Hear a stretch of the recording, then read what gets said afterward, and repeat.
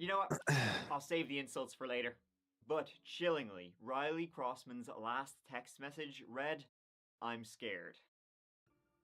Let's give it a go. Yeah, okay. System Shock didn't want to play nice. So this is the backup plan. So the setting for this old video is Berkeley Springs. WV, Shit, baby. hold on. It's right on the border of Oops. both Maryland and Pennsylvania, and is home to less than 1,000 people. I mean, like a lot less than 1,000 people. It's pretty gosh darn small, excuse my language. It's an old town, been around since before America was, and is an artistic place to be. It's also home to the Berkeley Springs International Water Tasting, if you can believe that. Truly mind-blowing stuff. Yep, it's water alright, and that is where Riley Crossman was born, lived, and growed up. Riley was born on December 22nd, 2003, and as a teen was a dancer, a singer, an artist. She was everything you'd want your teenage daughter to be. She was dating a classmate of hers, a guy named Hayden, and had been for about 8 months. They were mad about each other, and he was well liked by Riley's family also. Now Riley was the oldest in her family. She had one little sister and 2 little brothers, and would split her time between her parents' homes, Lance Crossman and Chantel Oakley. They had divorced, but it was amicable enough, and the family would only grow larger as new people entered the fray. Riley lived mainly with her mother Chantel, her 2 younger brothers, and her mother's new boyfriend, Andy McCall. So that takes us to May 8th, 2009. A 911 call was made to the Morgan County Police Department going Sheriff's on? Office to say that Riley Crossman was missing. And so officers arrived at 15 Greenway Drive, Berkeley Springs, to follow up on the report of a missing juvenile.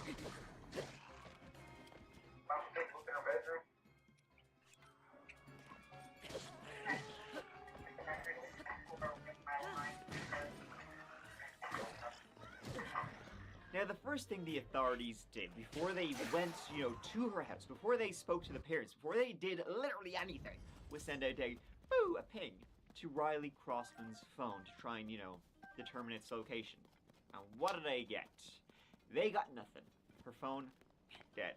And so it was the next morning, the day after, the 911 call was made, that the police officers, they rocked up to Riley Crossman's house. And they left it kind of so long, for like a good few hours between the call being made and them showing up to speak to the parents because, teenagers disappear all the time, right? There's always you always hear stories about teenage runaways and with their little bindles and doing this and that and these and those. But this time, things were looking different. And they began to really say, okay, we really need to look into this. Well, 1, you got a juvenile who's missing, and 2, Lance Crossman, Riley's father, he went to the police himself and said, "I was at the house, I was in her bedroom. It looks like there could have been a struggle. Her TV had fallen over." This is her straight back? This... Debbie says she's in the kitchen.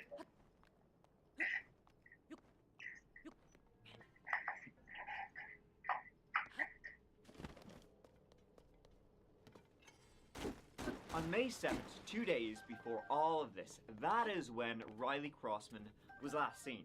That day, it had been one of them regular ass Tuesdays. Riley, she was in school, she arrived home at about 3:30 p.m. Riley walked in the door of her house and she saw her mother Chantel having a nap on the couch. Now Chantel, Riley's mother, she worked hard. She was a very hard worker, and she was struggling really to make ends meet. She worked 2 jobs, and so she would work a job in the morning, come home, rest, and then go and work her second job that evening. And when Riley came home from school, that was usually essentially kind of like Chantel's alarm, as in Riley would wake her up saying, okay, time to start getting ready. Now this particular day though, Chantel was quite sick. But still, even being under the weather, she thanked Riley for waking her up, headed off to work that evening. And so then later on that same day, Chantel came home. She entered the door of her house. She saw Andy chilling there on the couch. She went upstairs. She saw the bedroom door, Riley's bedroom door, was closed, thinking maybe she was getting an early night, it's around 10 p.m. So Chantel herself went to bed. The next morning, the 8th of May, was off to a odd start for Chantel by kind of like the most innocuous of things. Every morning, at around 7 a.m., Riley would come into Chantel's bedroom to say, "Hey, good morning, hope you have a great day." Except this day, she didn't do that. Chantel got up, she saw Riley's bedroom door was closed. So, Chantel went in, saw the room. Riley was not there. Riley was not in her bed at that stage. Chantel, though, assumed that maybe she'd gotten up early, she'd gone into school earlier that day to go and meet up with friends, which was not like an uncommon thing for Riley Crossman to do at all. And so Chantel got up, went to, her job, went to her first job. But she couldn't get through to her daughter at all that day. She called Lance. Lance, her divorced husband, Riley's father, he couldn't himself get through to Riley at all. And so things then became real weird when after 3 p.m. Chantel was alerted by the school that Riley Crossman had been a no-show that day. She hadn't gone to school at all. Her bedroom empty, she hadn't been at school, and now Chantel was learning none of her friends knew where she was, and her phone wasn't ringing out. It was straight to voicemail. The police were informed of this at about 6 p.m. that evening and then rocked up the next morning. The bedroom was extremely messy, as teens, kids want to do. Well, we just moved in recently. They're trying to remodel. That's why they're living. It looks like crackheads, actually. It's what they call them, crackheads living. Boys don't have walls. But there was definitely some of that old, what they call evidence, that something was kind of wrong here. Like, for example, right, the room was messy, but they still could find a lot of things. Like her school bag was there. Her glasses, and Riley wore glasses everywhere. Her glasses were there. Her purse was there. In fact, the only thing missing was her phone. If she had indeed done a legger of her own volition, there's definitely a lot more here that she would have taken.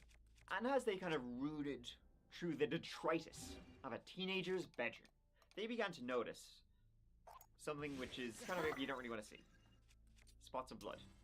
Spots of blood on the comforter, on the blanket, on the pillow.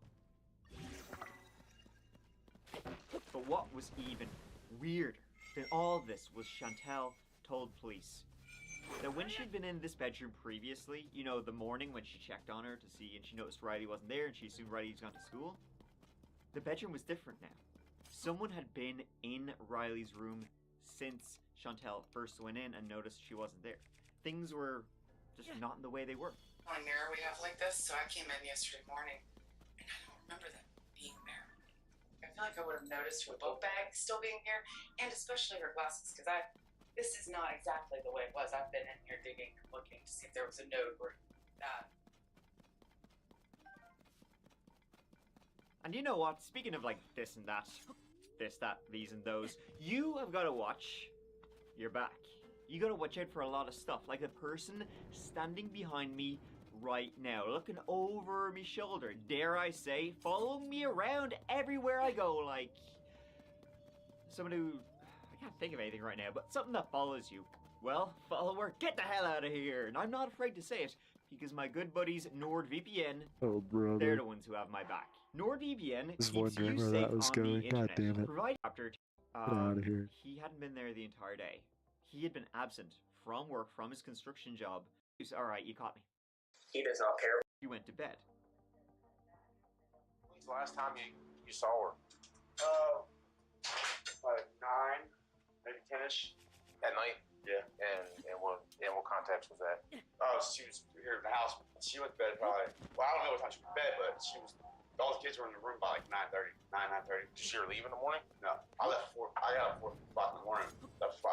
Okay. Go to work. But his colleagues, and Chantel would also confirm this, that he indeed had gone to work that morning. But, he hadn't been there the entire day. He had been absent from work, from his construction job, for about 4 to 5 hours during the day, and no one knew where he had been, where he'd gone off to. He borrowed a work truck. The police then dragged him back in for this. In you yet? And Andy revealed he had a bit of a love for the old drugs, the devil's dandruff, dare I say.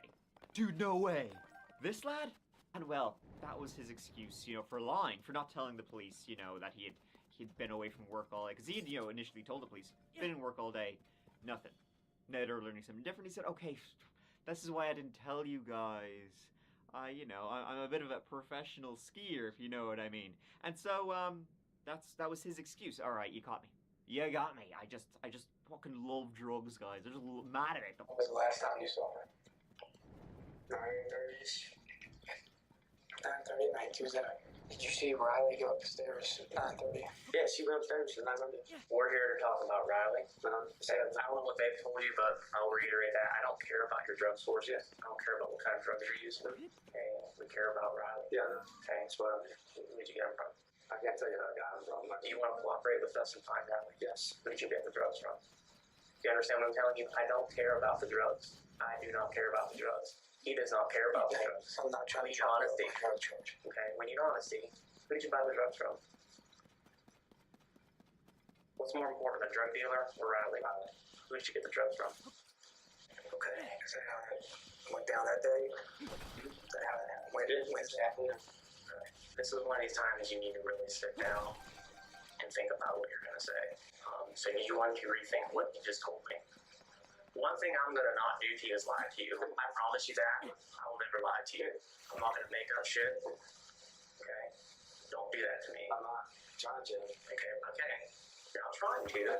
Let's try this again. Let's go back. I know it's been a couple days. I know a lot has happened. Okay, get that. I understand that. So you're saying, yeah, I lied, but it's nothing, that serious, really. But he didn't have his phone with him, so his movements of where he had actually gone that day were totally unaccounted for. What the police instead would do would try and find as much CCTV as they possibly could to track that truck. So there was a massive search going on throughout this time. Name the organization, they were there. Helicopters, over 300 volunteers. The school itself turned out for this. I don't do Riley experience. Okay? I would never. I don't believe you. Well, then, no. But I still have to. I feel like I'm on trial. I have to answer every question for you, and I don't know the answers. I need this timeline. I need it because we're all trying to figure out the timeline. We're trying to figure it out. Because none of us firmly believe it's you, but until the police believe it's not you, they don't look anywhere. I have all of this everywhere. All these texts. I have 1,000 text messages. Lance has 1,000 text messages. She has 1,000 text messages of all these other things, and they won't look at them because they only think of you. I know. That's what And I get that. I understand why they will.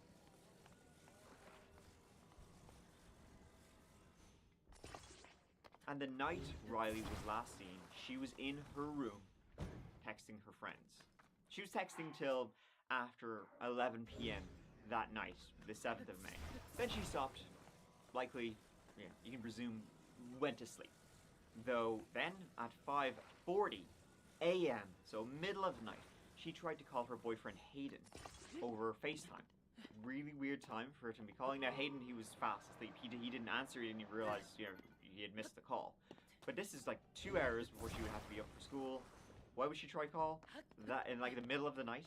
Probably, you can assume it would probably mean it was an emergency. Then Hayden also saw the next day, and this is quite messed up. She had texted him at around after 11 p.m. saying to Hayden, Andy was in her room. She then texted at 11:13 p.m., I'm scared. And that was it, till he missed a FaceTime call after 5 a.m. the next morning. Fuck it.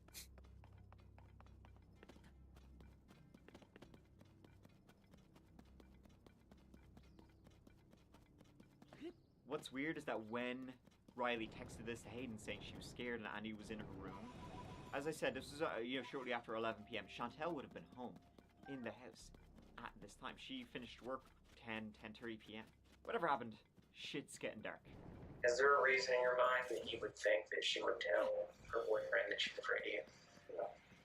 Something going on that night and you don't get into any sort of argument? She FaceTimes her boyfriend all the time. You realize that, right? What if I told you her last text to her boyfriend? We're saying don't talk No. because she still has the FaceTime one. Andy's in here. I'm afraid. That's what it said. What if I told you that? Obviously, That's crazy. 100%. Honestly, that's crazy. She lives in the same house you're in. Yes. Okay. Besides her boyfriend and mom and her brothers, you probably have the most access to, right? I guess, if that's what you want to say. Well, I mean, if it's true, right? Yeah, okay. That's The blood in her room on her pillow was mixed with saliva, and it was confirmed to be Riley's. From the pattern on the pillow, she appeared to have been bleeding from her mouth and nose, and her face had probably been held against the pillow. You got Andy. She says he was in her room and she was scared, and then he mysteriously disappears during the day. The very next day, he's lying like a rug. And a cadaver dog was brought in to give Andy's truck, the work truck he had borrowed that day, a good old sniff. And it done sniffed the shit out of his truck. There had been a body in there. The dogs had no doubt there had been a body in there. So Andy was clearly suspect number one. Every single sign was pointing at Andy McCauley. But where was Riley? They simply aimed the cameras at where he'd been going, following the trail as he drove into more and more remote West Virginia countryside. And following this whole visual trail he left, they found her. They found Riley Crossman 8 days after she disappeared. Sad news out of northern West Virginia, where police say they believe they have found the remains of a missing 15-year-old girl. Riley Crossman was missing for more than a week until the remains were discovered in a remote area near Martinsburg. She was severely decomposed and had been tossed over an embankment. It was dental records which told them it was her. A cause of death was undetermined. She had no bra on and her underwear was ripped. Andy McCauley was arrested and charged with the murder of Riley Crossman. What likely happened? And Andy would plead not guilty. So I guess we will kind of like never really know, but what likely happened is that he went into her room that night and he attacked her. I'm guessing he went into her room, they spoke, she got scared, she was texting this to Hayden. Then maybe he came back in then a couple of hours later at like 5 a.m. And this time she awoke, she turned on her FaceTime to try and, so that Hayden could listen into what was happening. After all, Hayden only lived a half a mile away. But Hayden didn't answer. And then, yeah. He'd been in there, the motive sexual, most likely, and he had suffocated her to death, probably using the pillow to stop her from screaming. Then he hid her body in her bedroom until after Chantel had left that morning, until the house was empty. He went to work in the morning, and he always got a ride to work. Then, at work, he borrowed a truck, drove back to the house, retrieved the body of Riley, and then this big bitch drove out into rural West Virginia. There was also some rumors, and this is totally unconfirmed, that Riley confided in friends that this wasn't the first time he'd gone into a room. I mean, he did it pretty brazenly. Chantel would have been around. She would have been in the house this entire time. He didn't seem to give a shit about his girlfriend. Somehow hearing about what he was doing to her daughter or something. Fucked up. When Chantel arrived home, she said Andy was sitting on the couch. So he waited till she got home. Then he went in. Maybe it hadn't been the first time he went into Riley's room. A Riley who was just super excited to be getting braces. And Playboy Andy over here, he had a bit of a history with the old crimerinos. In 2011, he was charged with burglary and destruction of property. In 2013, he was charged with delivering cocaine and conspiracy to deliver cocaine. He enjoyed hitting the slopes, as it were. For that, he was fined $1,000. And then in 2017, he stole a car. And then in 2019, this sack of shit, he stole a life. God damn, I turned around for one fucking second. Andy McCauley went on trial in the autumn of 2021. He pleaded not guilty. We submit to you that the evidence will show you that Riley was kept quiet that night. When you suffocate someone, when you smothered them, there are what they call non-specific findings. Petechia, red dots hemorrhaging in the eyes. You can have petechia on the heart. You can have petechia on the lungs. You have an enlargement of the right heart. You have an enlargement sometimes of the neck. Sometimes you'll have soft tissue that's disturbed on the inside of the mouth where someone's fighting to get air and they cut themselves. And you have the mixture of blood and saliva. The problem is that he can't look at any of these findings because Riley didn't have any eyes. She didn't have a heart. Her lungs were gone. She was a skeleton. There's a reason Annie McCauley goes back to that house. That's to get Riley's body out of there to dispose it before her mom got home. So, ladies and gentlemen, at the conclusion of this case, the state is going to ask you to return guilty verdicts for the offense of murder in the first degree, concealment of Riley Crossman's body, and death of a child by a person in position of trust, by a custodian, by Annie McCauley. The standard of proof in this case, as a criminal case, is beyond a reasonable doubt. That is the most challenging standard of proof we have in our body of law. We expect that the evidence will not prove a cause of death. There will be no evidence of a weapon. There will be no evidence of when Riley Crossman died, nor where she died. There will be zero motive for Andy McCauley to have killed her, much less malice or premeditation, both of which are required elements of the crime of murder. We believe the evidence will further reveal that there were 2 adults in the house and 2 children the last time anyone heard from Riley Crossman in a very tiny house. The evidence will reveal there was a 3rd adult in the house earlier that evening. The state will put on a dog sniff witness who's going to say that her dog alerted to human remains in the back of the work truck. Be very careful about language. Words matter. Human remains is not what you think it is. Human remains is any biological product of a human being, including the used Kleenex that's in the back of your car. We share the horror of this tragic death. We do. But there's a second horror possible, and that would be the unjust conviction of an innocent man. At the end of the trial, the jury found him guilty, and the judge sentenced him to 2 life sentences without the possibility of parole. We, the members of the Pettit jury, as to the issues joined, find the defendant, Andrew J. McCauley Jr., as follows. Count 1, murder. Guilty of murder in the first degree.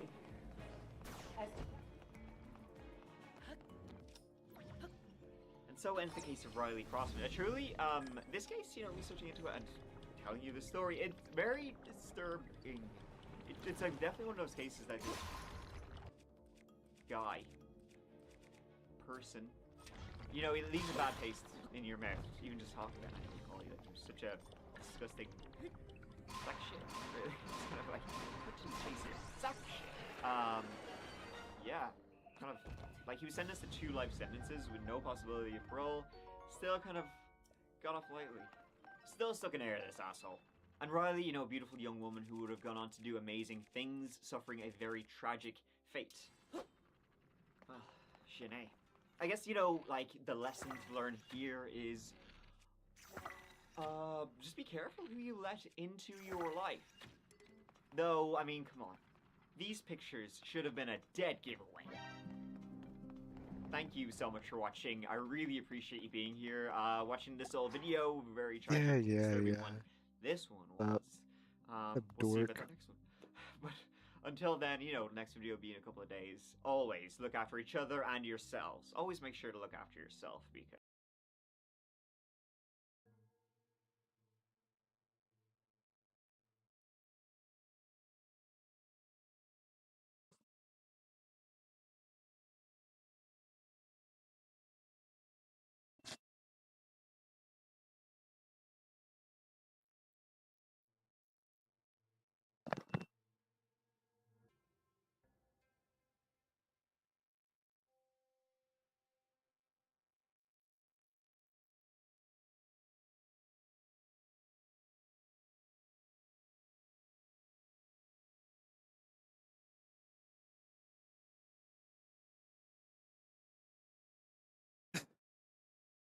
The following footage of killer Richard Samuel McCroskey has never been seen before. Alright, so I'm making this video because, or if anybody finds this, I really don't know what I'm trying to say, and just I'm breathtaken at what I've done, and I apologize, and I'm gonna pay for my consequences. You know, I wish that I could have not done this, but I just lost my mind. I snapped, and I did what I did, and I gotta pay for it now. My consequences. I'm like all shaky and stuff, but like, to anybody that finds this, tell my parents that like I love them, and I'm very sorry for doing this, and there's nothing really else to say. To everybody that's probably gonna hate me for this, I'm sorry, and I had to do it. My mind just snaps. I couldn't control it anymore. That's it. Fuck you to the big world. Fuck everybody in the world. I can't stand this place. No way. Richard filmed this video as he was living in the home of his victims and their rotting corpses. He stayed in the house with their dead bodies for days after their deaths. Neighbors began noticing a sickening stench emanating from somewhere in the neighborhood, but couldn't pin down the source. They shrugged it off, attributing the smell to a dead animal. Little did they know they were smelling 4 human bodies as they began to decompose. When Richard finally fled the house, he left behind a crime scene so horrific, police wouldn't even describe what they found beyond the victims dying of blunt force trauma.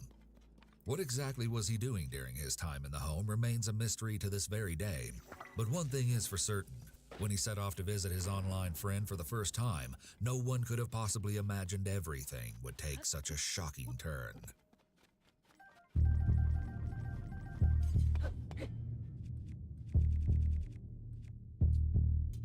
20-year-old Richard Samuel McCroskey III was an aspiring horrorcore rapper who lived with his father and sister in Castro Valley, California. Richard had been relentlessly teased and harassed in high school, primarily because of his red hair and weight, but he was very submissive and didn't fight back. As a result, he dropped out of 2 different high schools and never graduated. For a while, he worked as a graphic designer and was skilled at making websites. Many described him as a quiet young man who kept to himself, but his MySpace profile showed the juxtaposition of his online and real-world personalities. Under the names Lil Demon Dog or Psycho Sam, his MySpace page was littered with references to the underground horrorcore scene, which included obscene lyrics and various depictions of murder. You can see some of the horrorcore artwork Richard displayed in his bedroom. Many believe his stage name was inspired by an unhealthy obsession with David Richard Berkowitz, also known as the Son of Sam, a serial killer who murdered 6 people from 1976 to 1977. Many of his photos show him posed in cemeteries or holding weapons such as an axe. In one video Richard posted, he is wearing a skull bandana while standing outside a Gothic church during a lightning storm and rapping lyrics about the evil voices inside my head. They just want me to murder continuously. They want me to take lives on a mass murder spree. They love the smell of a body that's rotten and decayed. That's what I think about when I'm stalking my prey. The fact that Richard says, evil voices inside my head, does not necessarily mean he is hearing voices in the same way that a person with schizophrenia hears voices. While people who have schizophrenia can commit murder in response to a commanding hallucination, it doesn't seem like this was the case with Richard. People with antisocial personality disorder often have many different selves. People with APD also sort of morph into different identities, depending on the situation and what they want to achieve. For instance, they can be very charismatic in situations where they need to manipulate someone to get their way. So in Richard's case, the voices inside his head that he's referring to can simply just be his evil side, or his own inner violent tendencies.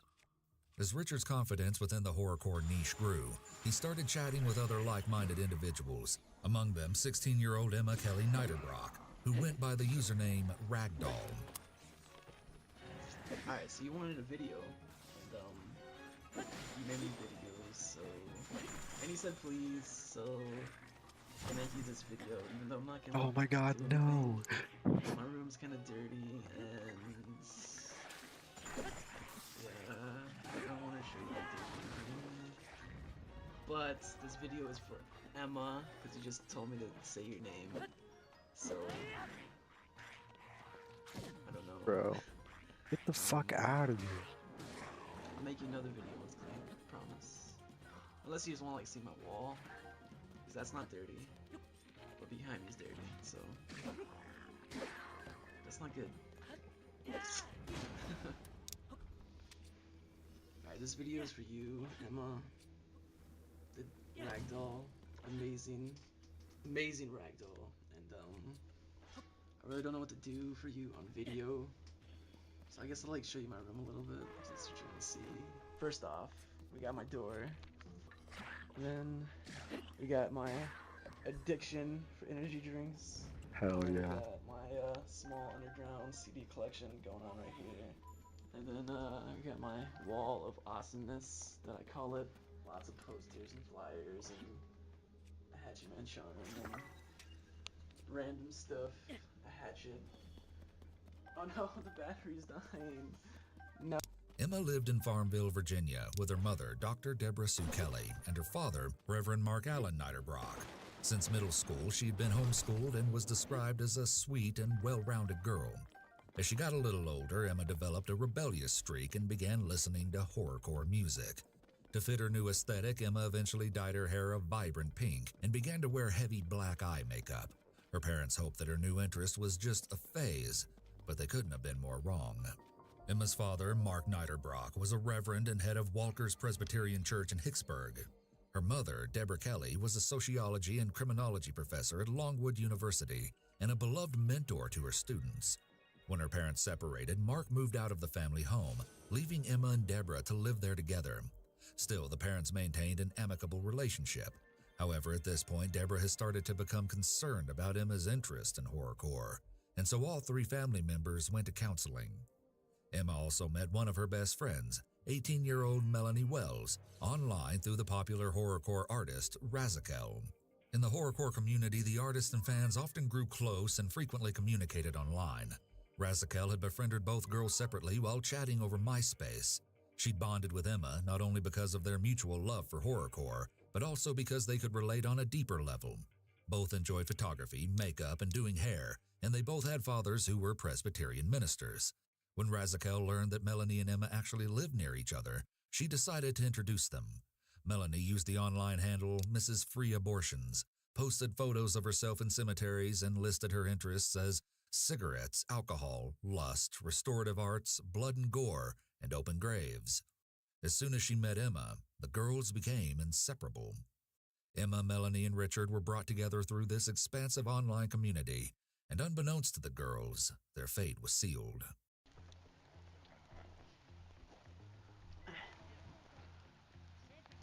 We defiled the grave, and then lightning struck seconds ago. I think we're being warned. And now it's starting to rain. It's because we fucked up the grave. It's not my fault. Now it's starting to rain really hard. So peace. Before long, the relationship between Emma and Richard turned somewhat romantic. However, while Richard referred to Emma as his online girlfriend, Emma may not have been as serious about him.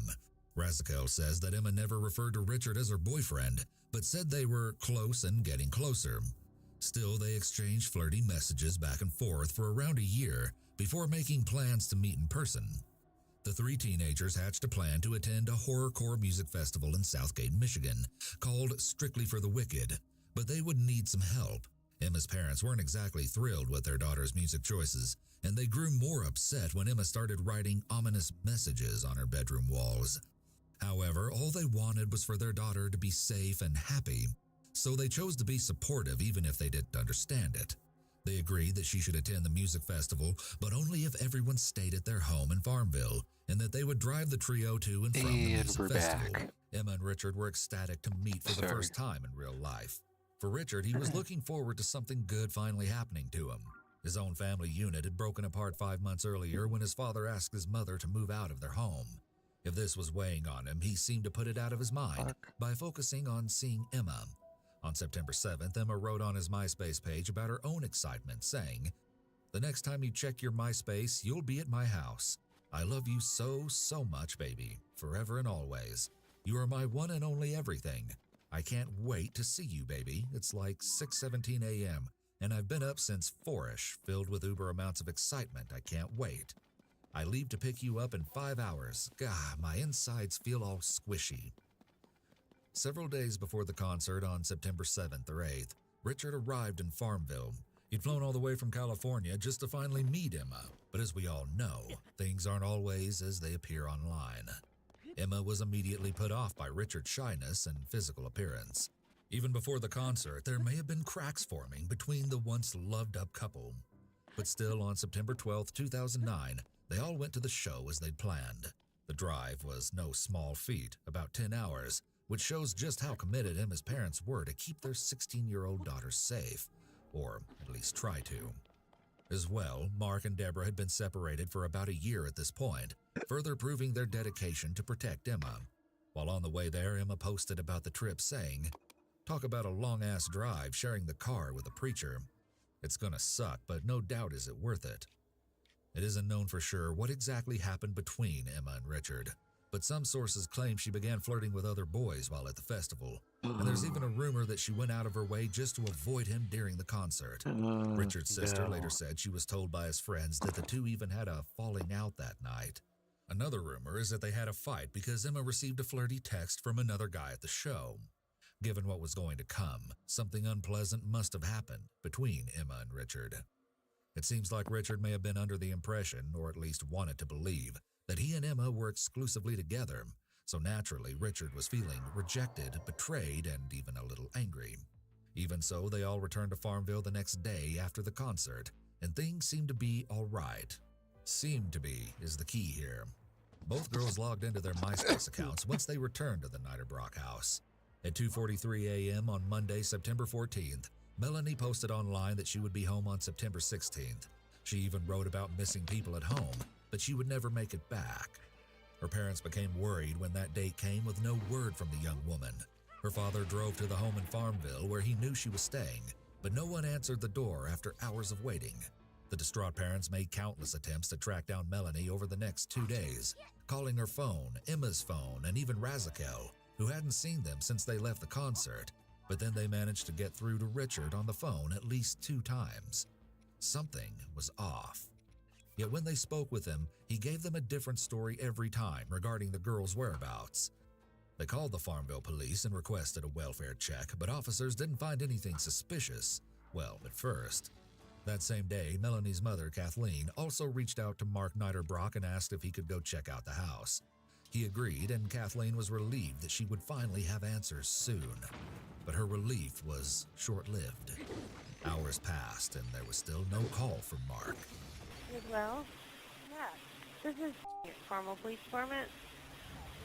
Okay, did you just speak with somebody at the residence? Yes, I just spoke with, I guess, the daughter's boyfriend. Okay, well, I don't know.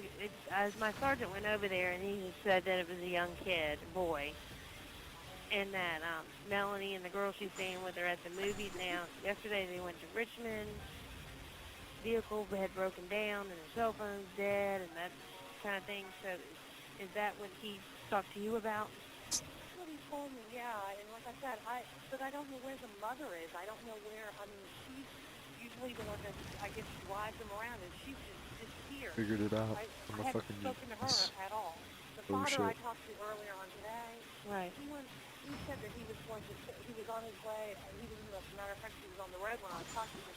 He was going through Farmville, he was going to stop at the house. I haven't heard from him since. Okay. Like I said, I'm at I the do point, it? I Do I don't know. win? I mean, I don't know what to think at all. Okay. You know, and him being at the movies, I just tried to call. He said that Emma tried to call, or just called him from the movies. And I tried to call the phone, and he said he called from Des Moines, or it goes right into it. Okay. Later that night, when she still hadn't heard back, Kathleen called the police again. They arrived at the Farmville house and were greeted by Richard at the front door, who explained that the girls had left to see a movie. The officers left without looking inside the home, but naturally, Kathleen wasn't satisfied with the answer Richard had given. She called the home and once again spoke with him, but this time, instead of giving excuses, he simply stated that the girls couldn't answer the phone. This is what doesn't make sense. I mean, my daughter would call. Right. So I just don't know what to think. Well, she heard me earlier. She was saying, oh, there's noises there was noises in the basement coming from, in the house. And, I don't know. All right, if you don't hear anything from her, then just call us back and I'll send an officer back over there. Okay. Yeah, it just seems like I said, it doesn't make, none of this makes any sense at all. I've heard that, they were supposed to be home by 9 this evening and then 10 and then... We're going on ahead. So I don't know. All right, well, just try, wait and see if Melanie calls you in the next hour, and if not, call us back. Okay, I will. Thank you so much for your help. Okay, you're welcome as well. All right, bye-bye. Kathleen insisted that Richard call the police himself because something seemed very wrong, and surprisingly, he did. Richard called 911. However, instead of revealing anything about the girls, he complained about a strange sound coming from the basement of the home. Phone 911. Hey, can I have a police unit come by my house? Because I keep hearing sounds in the basement, and I'm scared to go down there and check what it is. Okay, what kind of sounds do you hear? Like just noises, like something moving around down there. I think it's the dogs, but I'm not sure. Okay. We have 2 dogs, but one of them is upstairs. I just put him up there, and the other one might be down there, but I'm not sure if it's the dog or not. Okay, and it's in the basement. What's your name? Sam. Sam? But this isn't my house. I'm staying at my girlfriend's house. Okay. All right, we'll get somebody to come up there, okay? Thank you very much. Bye. Police showed up once again and did a quick search of the basement, but found nothing and left. Authorities later defended their choice to leave the Niederbrock home without seeing Melanie, Emma, or either of her parents during the welfare checks because they thought Richard had reasonably answered all of their questions. Yet around that same day when neighbors walked by the home, they noted that even from the street, something smelled dead nearby, which they attributed to an animal. It's both surprising and troubling that the police did so little to investigate this situation after receiving multiple phone calls about minors not being heard from in days and alleged noises in the basement. The law gives police officers the authority to act in whatever manner they deem necessary when performing welfare checks, including investigating unexpected criminal activity. The police certainly had the ability legally to do much more than they did. It seems highly unlikely that they wouldn't notice an odor that was commented on by people much further from the scene. It also seems impossible to believe that once they were inside the home, there was no evidence of a crime when 4 people had been murdered in such a violent and gruesome manner. The families of the deceased could try to sue the officers for their failure to do more to investigate. However, it's an uphill battle to do so. State laws provide police officers with protections from civil lawsuits and criminal charges. These protections are not simply defenses that the officers may raise after they're charged or sued. They effectively prevent a criminal charge or civil lawsuit from even going forward. The police have what is called qualified immunity. Qualified immunity means that police officers are protected from being sued as long as they're acting within the guidelines of their job and not acting negligently or unreasonably. This gives police officers room to do their job without the fear of lawsuits interfering. In this particular case, it could be reasonably argued that the police did in fact act negligently by not thoroughly searching the home for the missing minors, or because they missed the wretched odor emanating from the Farmville home that was noticed by neighbors. At some point on the 17th, Richard made a call home. His sister said he was checking to see if his family was okay, and he ended the message with, "I love you guys." Hearing this, his sister knew something was off. They didn't say "I love you" to each other. However, because she knew her brother was someone who wouldn't kill a spider if she asked him to, she couldn't have imagined just how horribly wrong things had gone in Farmville. It's possible that Richard wasn't a very assertive individual. Maybe he was highly sensitive and fragile in many ways, unable to kill a spider. He may have, at one point in his life, been a rather weak person. The fact that Richard was teased and harassed in high school means that he could have developed some trauma during his adolescent years. However, teens who were bullied and subsequently traumatized typically don't grow up to become murderers. Richard appears to have had an immense amount of underlying anger and hatred that was never expressed in a healthy way. When a person remains passive against bullying or abuse, they will harbor a lot of self-hatred and, of course, hatred of others. The self-hatred develops because the person is not standing up for themselves and protecting themselves from the abuse. Helplessness and powerlessness then develop as a result. In Richard's situation, he likely felt helpless and powerless for so long after being bullied. He may have developed a mental image of himself as this tough individual that others should fear. This pretend image he developed made him feel bigger, stronger, and more powerful. This self-image likely gave him a sort of high, so he really embodied that image more and more with time. Once Richard felt betrayed by Emma, his online girlfriend, this betrayal triggered that underlying anger and hatred of others, almost like that inner angry and violent nature remained dormant until he felt betrayed by his romantic interest. He stepped into and acted on that tough, powerful image that was really only in his mind for years, but to him it was real. To Richard, he was that strong, powerful person. It took a trigger, romantic rejection, to lead him to act on those feelings of hatred and desire for violence that he harbored for so long. Kathleen continued to call the police for help finding Melanie. Yes, I don't know who I need to talk to, or What's up? My daughter is with a family in Farmville, Virginia, and she's been basically missing for the past 2.5 days. I can't get a hold of her. Her cell phone's turned off. What's worse is the girl that she was staying with, nobody knows where she is. Her cell phone is turned off. This daughter's boyfriend is staying there, and I've talked to him several times today, and I've gotten different stories. But my husband went down. He was supposed to pick up my daughter yesterday, and he went down there. He arrived at about 11 o'clock in the morning. He sat there for 8 hours outside the house. Nobody showed up. Nobody answered the door. And, I mean, we're about 4 hours away here, and I don't know what else to do. Okay, is your husband still here in Farmville? No, he's home. He came home. Oh, okay. He was going to head back down there tomorrow to pick her up, but everybody seems secured off the face of the earth, and I just don't know what to think. I checked the cell phone records with my cell phone company. The last time she used her cell phone, 1:28 in the morning on September 15th. And actually, she wasn't using. Somebody had called in and left her a voicemail.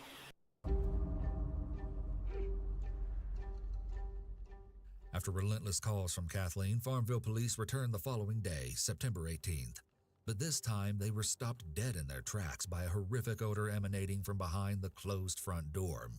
Knowing that sinister smell all too well, officers swiftly entered the home and stumbled upon what they later described as a slaughterhouse. 3 bloody bodies were found brutally murdered in a downstairs bedroom, with a 4th body uncovered later in an upstairs bedroom. The unrecognizable victims were identified as Mark Niederbrock, Deborah Kelly, Emma Niederbrock, and Melanie Wells. Melanie, Emma, and Deborah had been mercilessly bludgeoned to death in their beds as they slept. Several weapons were discovered at the crime scene, but experts believe the injuries were specifically from a wooden splitting maul taken from the family's own backyard. When Mark had shown up to check on the girls, he had been attacked from behind with the same instrument. Because there was no evidence that Mark had tried to fight back, it looked as though he'd been ambushed as he entered the house. The father had been beaten so viciously that the hardwood floor under him was nearly destroyed and soaked with blood. None of the 4 victims had any defensive wounds, and all had died from blunt force trauma to the head. Both Mark and Melanie's bodies had been moved down to Emma's room with her corpse in a twisted effort to clean up. Authorities were horrified at the chilling crime scene, but more than that, they were faced with the realization that during their previous visits to the home, they had unknowingly missed the gory evidence. But something was missing. There was no sign of Richard anywhere. Earlier that same day at around 4 in the morning, Richard had stolen and crashed Mark's car. Unaware of the horrors he had committed at that time, or that the car he crashed was his getaway vehicle, a police officer issued him a summons for driving without a license.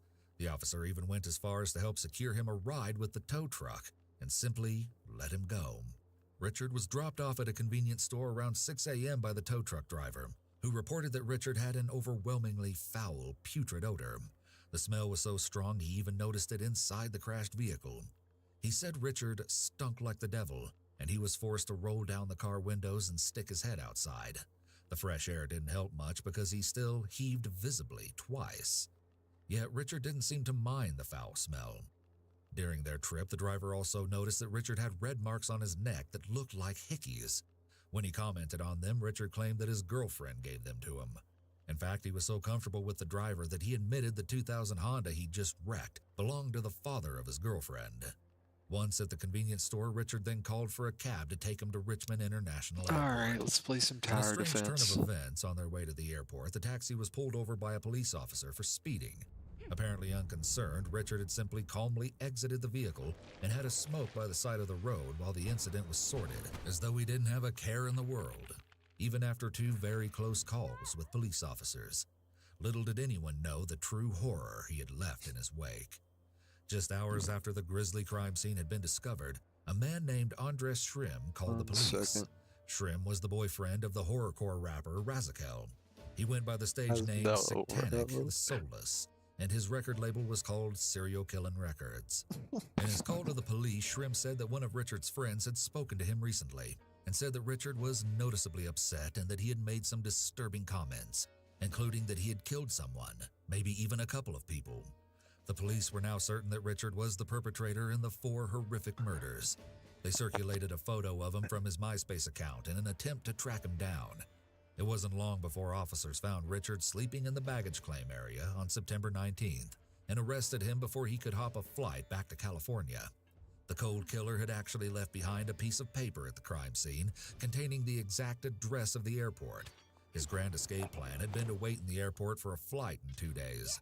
At some point, he must have panicked because he attempted to buy a ticket for an earlier plane, but it was too expensive, so all he could do was wait, which is exactly how police found him.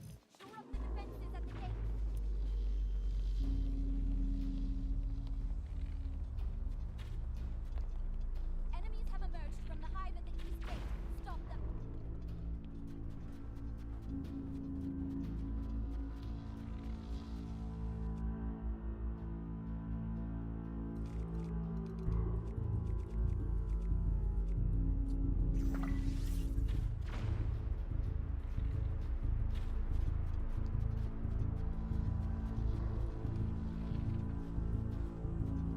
Enemies are pouring out of the hive near the north gate too. Take them out. The fuck? Yes, that hive is out of action. We advised you of your Miranda rights. You said you understood your rights and you signed the form saying you were willing to talk to us, and you still willing to talk to us? Yes, but I would like to have somebody here too, like a lawyer. Okay, that is your option. So are you invoking your right to remain silent? Yes. After he was arrested, it was noted that his clothing was totally caked in gore, as he hadn't changed or bathed since committing his atrocious crimes. Many pointed out after the news broke of Richard's arrest that, ironically, one of his songs was titled, "I Kill People for Real." It appears that sometimes life really does imitate art. But after his arrest, many were left with more questions than answers. While Richard claimed to have chosen the 8-pound maul as the murder weapon because he thought nobody would suffer, he also allegedly drank beer, smoked marijuana, and might have taken painkillers for a migraine headache before the killings. It's hard to know if he planned what he did next, or if it was the result of his rage because of his and Emma's faltering romance, or even if the cocktail of substances pushed him over the edge.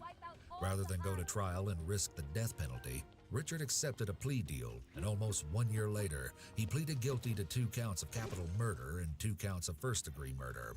His defense attorney tried to claim that Richard expressed remorse and that he said he felt bad for what he had done.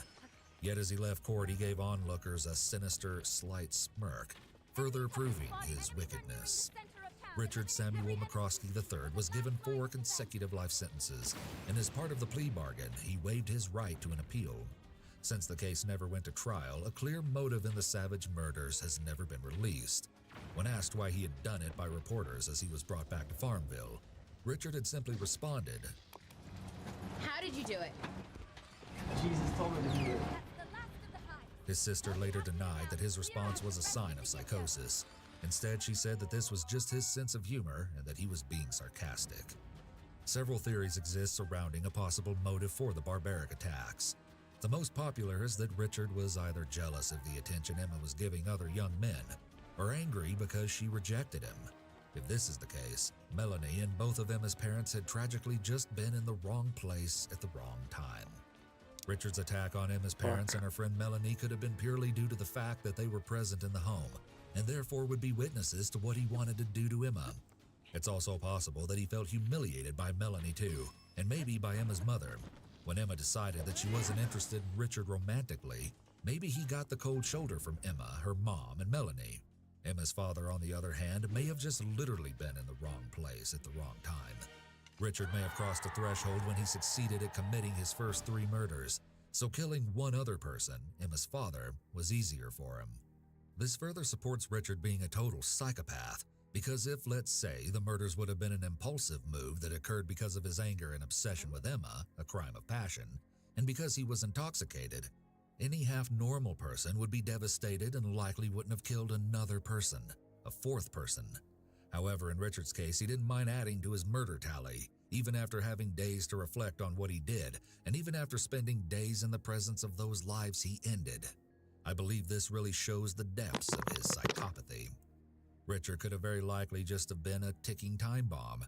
It's possible that anyone that really triggered his anger and past traumas would have been the victims of murder at his hands. In this case, it was Emma, her parents, and her friend Melanie. Maybe it was only a matter of time, and for the right circumstances to be present, for Richard to finally fully embody that persona of a strong, powerful person. However, Richard reportedly told the cab driver who brought him to the airport that he'd gotten into an argument with Emma after overseeing a text message she received from a guy she met at the festival, saying he loved her and wanted to be with her. This is similar to the rumor about her texting another guy while at the concert. Richard told the cab driver that Emma had become angry with him for invading her privacy, but he claimed that to avoid arguing with her, he waited for her to fall asleep before he left. The cab driver noted that Richard seemed like a nice young man. He was very polite and well-spoken, and he spoke passionately about Emma. Of course, he'd already killed Emma at this point, at least 2 days earlier. The report by the cab driver reveals some important details about how people with antisocial personality disorder tend to present themselves. They can certainly be very polite and well-spoken. It's not surprising that the cab driver's initial impression of Richard was that he seemed like a nice young man. This is likely what happened with Emma. Richard was probably very charismatic during their online interactions. However, once she really interacted with him more closely, she probably realized the unappealing antisocial traits and didn't want to have anything to do with him, thus leading to her rejection of Richard, which then triggered his anger. It makes sense that Richard would speak about his passion for Emma to the cab driver, despite having killed Emma 2 days earlier. Sociopaths who commit murders will often refer to their victims in an affectionate way after having killed them. People with APD take possession over people and things quite frequently due to their sense of entitlement and lack of empathy or consideration for the needs and rights of others. Therefore, the fact that Richard murdered Emma could have been at least partly due to feeling that if he can't have her, no one else can. Or he may have believed that Emma could not exist if she doesn't belong to him. He wanted to get back at Emma for rejecting him. Very little evidence has ever been publicly revealed about what happened during the several days that Richard was alone in the home, with 4 rotting corpses. He didn't move the bodies into Emma's room until after the first time the police showed up at the house for a welfare check, meaning he was living in the home while surrounded by bloody bodies. The self-recorded videos are some of the only pieces of evidence we have that tell us about Richard's state of mind during this time. What we do know is that he took the time to film himself as he contemplated taking his own life. Alright, I'm making this video because it's in my final minutes of being alive, and to anybody that finds this, I want you to tell my parents I love them deeply, and I'm very sorry for doing this. To my brother, Sinister, aka Eric, and Emily, I love you guys deeply. And I'm sorry for going this route. I know I said I'd turn myself in, but I'm not gonna do that. I can't do that. I can't pay those consequences. So I gotta do what I gotta do, which is gonna be over there. You can see that.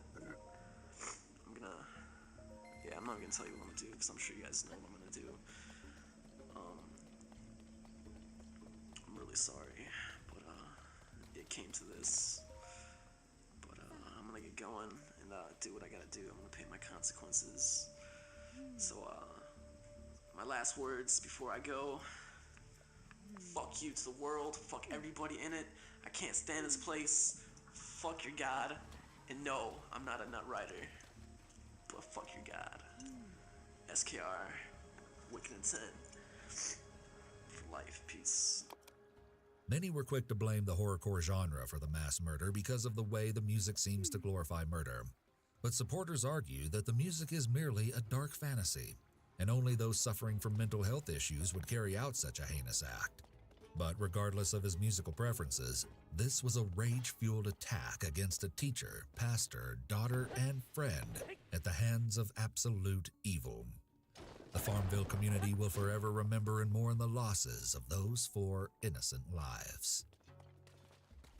Whether you're tight on time or simply want to treat yourself, everyone loves a good takeout. But how would you react after learning that your favorite local Chinese restaurant had a body hidden in the walls? For many residents across North Canton, Ohio, this horrific prospect became a disturbing reality. However, this would only happen after the local community poured all their efforts into finding the victim first. And the recorded events which followed revealed the callous actions of 2 heartless so-called parents. Good morning, good afternoon, or good evening, folks. My name is Adrian, and welcome back to Coffee House Crime. Today we're looking at the disturbing case of Ashley Zhao. As you will likely also see in the next few videos, we have a lot of footage to go through in this one, so please watch carefully and tell me what you think about Ashley's parents at the end.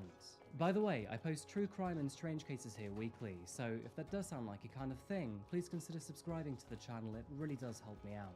And another small side note, but over the next 2 weeks, I'll be giving away 2 brand new coffee machines. So hang out to the end of the video to see how you could win. And now, with that said, please grab yourself a coffee, pull up a seat, and get ready for the deep dive. This is the case of Ashley Zhao.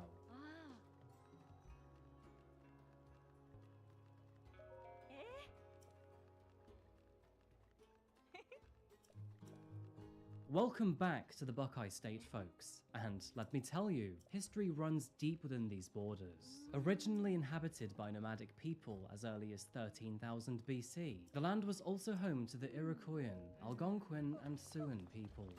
In more recent times, the state is home to more than 23,000 Amish citizens, rendering the state of Ohio as having the 2nd largest Amish population after Pennsylvania. Reportedly, Ohio's natural beauty is next level, and if you fancy some exploration, you'll be thrilled to visit Hocking Hills. Perhaps an understatement, but this region offers several trails with views that are absolutely to die for. Dotted throughout its national forests and wildlife areas, you'll find the state's iconic cities, including Cleveland, Columbus, and Cincinnati. And let's not forget about Lake Erie, found to the north. According to the International Monetary Fund, the economy of Ohio is considered the 21st largest global economy in the world, behind that of Saudi Arabia and ahead of Argentina. And this is thanks to a $620 billion GDP in 2021 alone. As you can likely guess, its economy is driven by lucrative industries such as bioscience, education, next-generation energy, aerospace,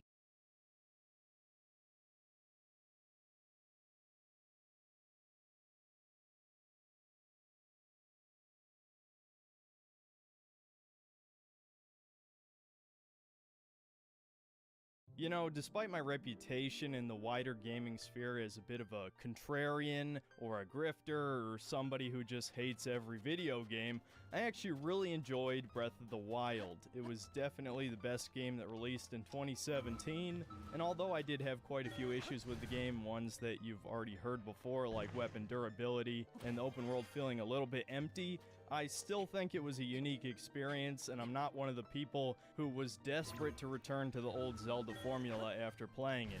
And so, shockingly enough, I actually was kind of excited to review Tears of the Kingdom this year. I thought it was almost certainly going to be Game of the Year, even if it did disappoint in some way. Especially given that Resident Evil 4 Remake, while a good game, is just a remake, which in my eyes means it shouldn't really be considered for Game of the Year because it's not an original idea. And Starfield is being made by Bethesda, and let's be honest, they've been disappointing most RPG fans for over a decade at this point. And while I was never the biggest Bethesda fan in the world, I did grow up playing Fallout 3 and loved it at the time. And when Skyrim came out, I enjoyed it the first couple times I played it, but eventually I did sour on it. And then, as you probably know by now if you've been watching the channel, Fallout 4 came out and was the 2nd biggest disappointment I've ever had in my history playing video games. So they're probably going to disappoint again with Starfield. So, knowing that, how is it that Tears of the Kingdom is not the indisputable game of the year already? Well, it's the same game you already played. It's Breath of the Wild 1.5. The same map, the same progression systems, all of the same enemies from the previous game. Yes, they added a bunch of new ones too, but the sense of deja vu you get playing this, even if you only played Breath of the Wild once, is unshakable, and it truly sours this experience somewhat. But I won't go too deeply into that right here in the intro. The game is still fun for pretty much all the same reasons Breath of the Wild was fun, and now we have these goofy new building mechanics that are reminiscent of Banjo-Kazooie nuts and bolts, for better or worse, which some people will love, some people will probably mostly ignore, and in my case, I'm going to abuse a flying Segway every time it's even remotely viable. If you liked Breath of the Wild, you probably like this, and I'm sure you already bought it and played through it. Some of you even played the game a week early for free, you know who you are. But not me, I decided to do it legit, so the only tears from this game were of my wallet, as Nintendo mugged me for $70. And so originally my idea was to just play 25 to 30 hours of the game and review it and just compare it to the first in many of the core game mechanics, level design, world design, etc. Well, because of bad time management and honestly a personal desire to finish the game, I did actually want to finish it despite my many issues with it. I ended up putting in over 60 hours and completing the whole story. Now, did my opinion change from 30 hours to 60? Not really, at least not in any significant way, but at least I can say I actually completed it, unlike most of the other 30-hour plus games I've reviewed on this channel in the past year or two. So whatever, this is probably my longest intro ever. Do the things the algorithm likes, and without further ado, here's Legend of Zelda Tears of the Kingdom. So, starting off with the combat, even though combat isn't necessarily a focus of Zelda games, it's still the thing I like about video games the most, no matter what genre it is, if it has combat mechanics. Long story short, it's the same exact fucking combat as Breath of the Wild. All the basic controls are the same, all of the same weapon types, all of the same animations, including basic attack combos, charge attacks, jump attacks, flurry rushes, all of that is the same. So if you played Breath of the Wild, it's not really even worth explaining in detail, but just know combat centers around blocking attacks, possibly parrying attacks, even though I almost never use the parry, and dodging attacks. And if you dodge at the right time, you get a free counter attack that is absurdly overpowered, just like it was in Breath of the Wild. Now, it isn't the easiest thing to trigger in the world, but given you'll be fighting the same enemy types throughout the game, you'll start to slowly learn the exact moment to dodge to be able to just instantly win a 1v1. But honestly, you don't really need to, because the combat itself is not very difficult. And again, that shouldn't be a surprise. Zelda combat was never difficult or complex, and it only has slightly more depth than Souls combat just because of the various different physics interactions that can play into combat sometimes. Things like pushing a boulder over a hill or dropping a heavy object on an enemy, or in the case of Tears of the Kingdom specifically, you now have the ability to fuse any material to your weapon or your shield. And depending on the material, your weapon will gain damage and the property of the item that you glue to it.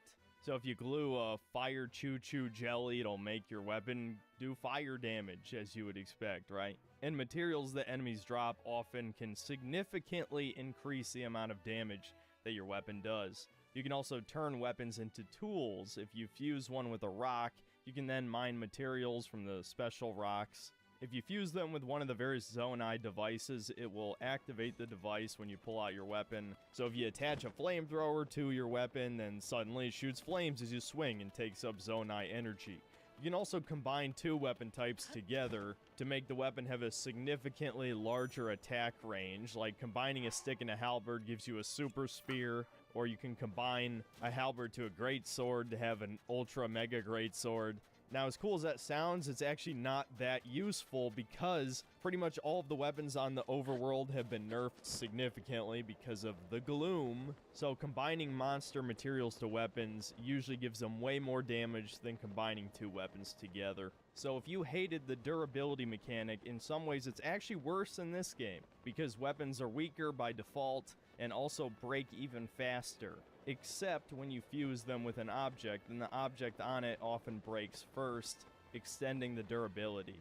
It is a pretty interesting idea. It's just a shame that, much like Breath of the Wild, ultimately it just comes down to creating the weapon with the highest damage and then having like a couple tool weapons, just like the rock that you could fuse the stuff to mine, but also if you had like a fire sword, or if you make a magic staff, which you can now do if you have the base staff and then combine it with a ruby or sapphire, etc., etc.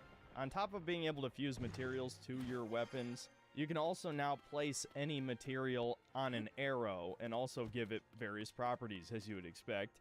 And there's a few unique interactions with arrows now. If you fuse key swings, it'll have the arrow fly much farther. And if you combine an eyeball, it actually turns into a homing arrow. And once again, I have to say, unfortunately, just like the weapons, with arrows, you're often only going to use a few arrows over and over again. Like a bomb arrow is obviously going to be very useful, or if you're exploring the underground map, which we'll get to later, you're going to be combining these glowing light plants to the arrows, because it's fucking pitch black down there.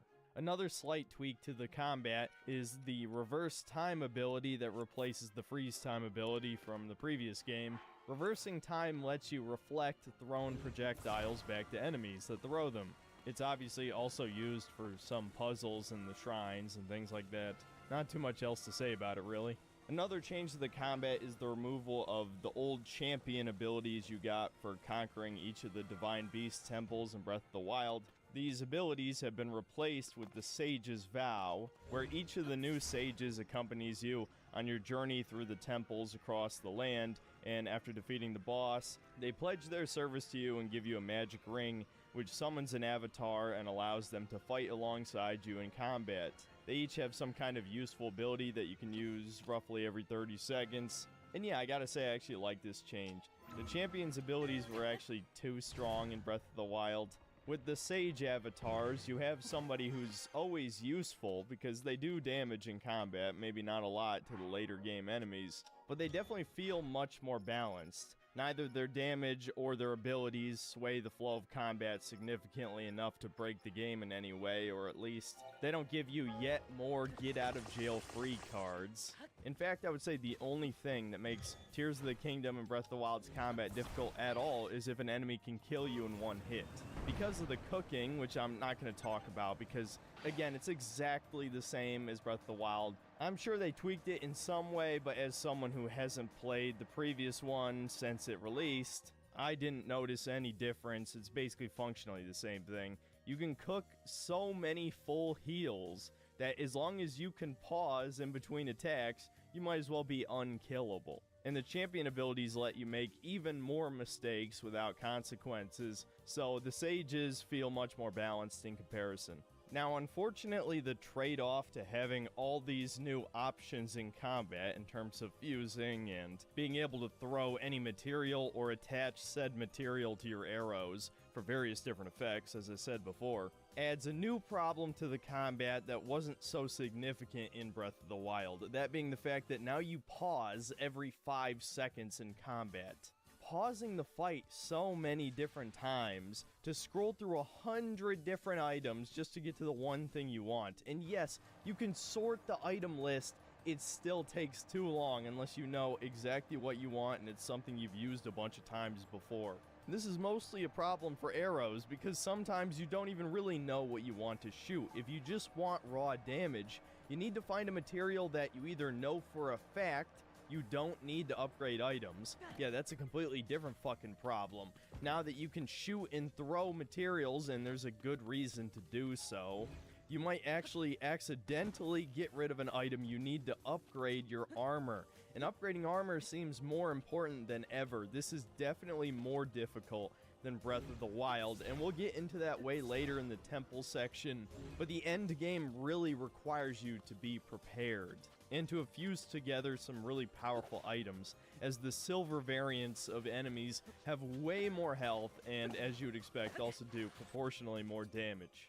So yeah, combining all of these aspects together, I'd say combat's just a side grade. The only real upgrade is that the enemy variety has been significantly increased, which I really appreciate because that was one of my biggest problems with Breath of the Wild. The enemy roster has been more than doubled, and it seems like pretty much every enemy that was in the original was brought back. But I guess that's one of the few benefits of it being 6 years since Breath of the Wild's release, is that fighting the same enemies doesn't feel as repetitive. But again, this is where the laziness starts to sink in. It's all the same exact attack animations and combos and things like that that gives this game a huge sense of deja vu. I never replayed Breath of the Wild. Personally, I don't think it has much replayability. Generally, any game that is really long is going to have less replayability by default. But in spite of that, I constantly had this sense of deja vu, which, trust me, I'll be bringing up again later. And some people will say, well, what about Elden Ring, right? It reused so many animations from Dark Souls 3. And look, I was not okay with that back then either, but in Elden Ring's defense, it did add some things, or I should really say re-add some things that were in Dark Souls 2, like power stancing. There were so many different weapon arts that were completely unique ideas and stuff. For Tears of the Kingdom, I played the combat exactly how I played Breath of the Wild. I didn't really do anything different. So yeah, ultimately combat's fine, I guess. So of course I have to downgrade it on principle. This is just like a Ubisoft game, man. You're playing the same thing you already played. You played Breath of the Wild, you played this, right? And that'll be a phrase I repeat in this review, no doubt. So moving on now to the open world itself. This is something that, again, I thought I would talk about at length because even though they reuse the same map, they did move a lot of things around. There's completely new side quests. The Great Fairies are in different locations. There's now 2 additional maps, though calling the Sky map its own map is a little disingenuous. It's not that much, but it's enough to keep things interesting, for sure. And the underground map is a giant fucking empty wasteland, but we'll talk about that a little bit later. But before I get to the overworld or any of that shit, I want to talk about the tutorial. This has got to be the worst tutorial in Zelda history. It's to the point where streamers have actually dropped this game just because it's so unbelievably boring. I understand the purpose of it. It's to teach you some basic physics fundamentals about the new Ultra Hand ability, which lets you fuse a very large variety of objects together. But it's 3 fucking hours long, dude. That's worse than God of War Ragnarok. And while it is all gameplay, unlike God of War Ragnarok, which had like 10 hours of cutscenes throughout the game or something like that, it's very dull and slow-paced gameplay.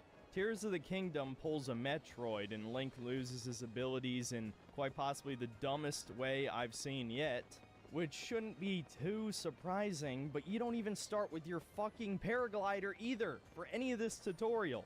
So I think the idea was okay, that using just the Ultra Hand and Fusion, you need to navigate your way around these floating islands, but it just goes on for way too long, dude.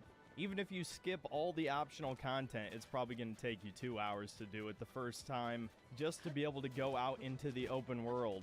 I just think the Great Plateau was far more effective and interesting, and still left plenty for you to discover in the open world. Nintendo made Tears of the Kingdom assuming that not one player would have played Breath of the Wild, and I understand people are probably going to argue with me about this, and that's fine. But I think if you make a sequel, you should assume people played the previous game. That doesn't mean there should be no tutorials. It just means the tutorial should probably be optional. The only mandatory things to teach you should be the new stuff, right? And even with the Ultra Hand, too much time is spent teaching you how it works. That should be the function of the various shrines. Because yeah, we got shrines back again. They function exactly the same. In fact, the progression system in this game is 1-to-1 with Breath of the Wild. As in, you do 4 shrines to get an extra heart container or a tiny bit of your stamina boosted, and you have to find Great Fairies to upgrade your armor, and obviously loot works the exact same way as well, where you find loot in chests or enemies are using them, which is yet another element that makes this game feel too similar to the last one. And when you finally get to the open world, oh, what do you know? It's the same fucking map. All of the towns are in the same place. The topography of the map is exactly the same, outside of there being some holes in the ground and some floating islands in the sky. And yes, I know you're thinking of the underground map, just hold on, we'll get to that last, because it's the worst part, believe it or not. And so, once you're finally unleashed into the open world, what is your grand task?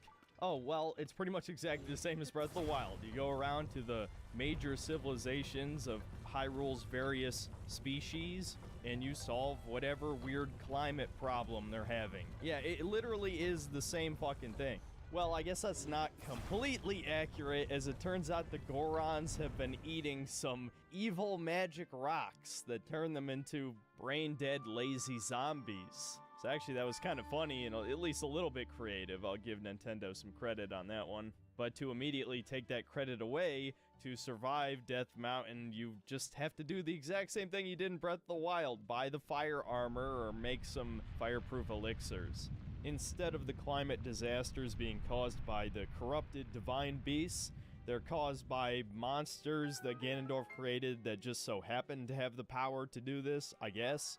This is Breath of the Wild 1.5. It just is, guys. And I don't want to talk about the story in detail because it's not really interesting. This might actually be the worst story in Zelda yet as well.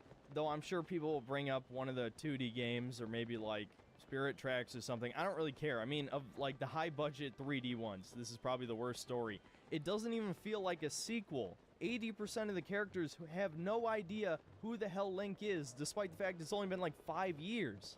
Yeah, okay, all of the major players from Breath of the Wild remember Link and know he saved the world, but there's no evidence of Calamity Ganon's damage. The Divine Beasts are gone. I don't even think they're referenced in dialogue. This is a bit of a spoiler, so feel free to skip if you, for some reason, care about the story of this game. Zelda goes back in time to when Hyrule was founded, essentially, or a little bit after that. Meets the first king and queen of Hyrule, which the king was a fucking goat man, and the queen was a, we'll say, dark elf. So despite the fact that the Gerudo are clearly supposed to be like the Middle Eastern inspired race, I guess you could say, but they might even be a different species than Hylians, I'm not sure. They could be like a Sari and just take genetic material from Hylians to make more Gerudo, right? But no, now there's actually a lot of Hylians that are various shades of brown throughout the world. And of course, one of the founders of Hyrule set the stage for the entire series, created a wonderful Wakanda-esque utopia, is one of these brown Hylians. Almost literally, we was Kangs and shit. So much for Skyward Sword being the beginning of the series. And to dip into the schizo paint a little bit, the king being a goat man, who are the Zonai people who came from the heavens, is borderline satanic imagery. I have no idea if this is intentional or not, but Japan used to be infamous for putting weird Christian symbolism in anime and occasionally video games. So this could be an extension of that, or again, if you want to take the schizo angle, this is a result of a certain cult organization full of quote-unquote elites that are subtly inserting their propaganda into video games. There's all sorts of little nuggets of wokeness, like Paya now having a giant brown boyfriend who looks like a Giga Chad in comparison to Link, despite the fact she was thirsting for his dick in the last one.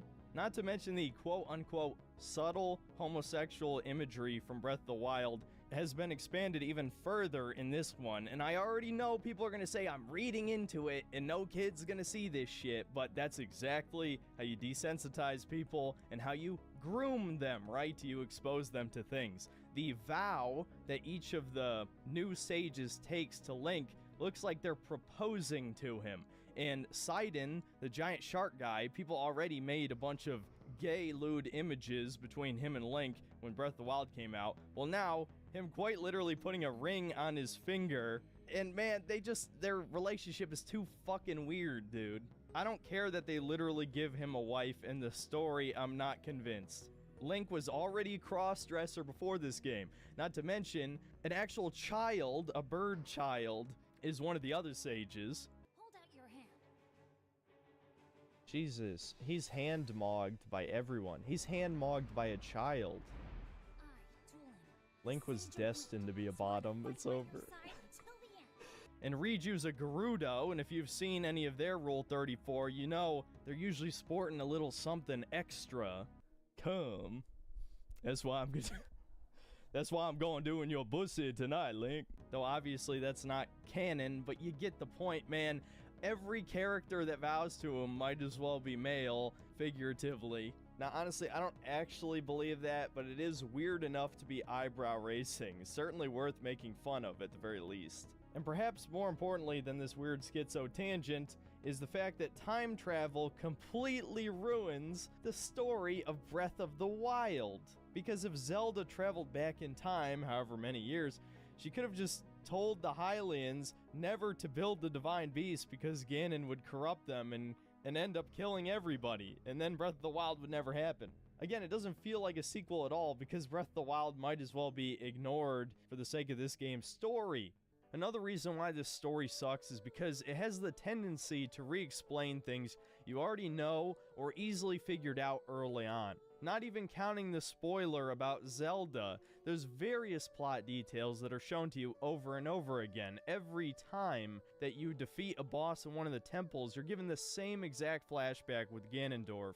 And even the various tiers that give you the memories across the map show very similar scenes. Even if they're different parts of the same scene, often you'll view the actual spoiler part before you view the setup, and then the setup scene is pointless, because the arrangement of scenes across the map seems almost completely random. There's a chance that you could view the biggest spoiler in the game as the very first tier. I believe it's just directly north of the starting point of the map. But despite this, the story treats every player as if they didn't do any optional content. I remember getting to the end of the Spirit Temple and having Minoru explain something that was already told me at least 3 fucking times, and then I believe Pora repeats it again immediately afterward. Just because it's a game for children doesn't mean children are stupid. Though who knows, maybe kids really are getting dumber, but I feel like when I was a child, I didn't have to have things constantly explained to me over and over again to be able to complete a game or understand the story.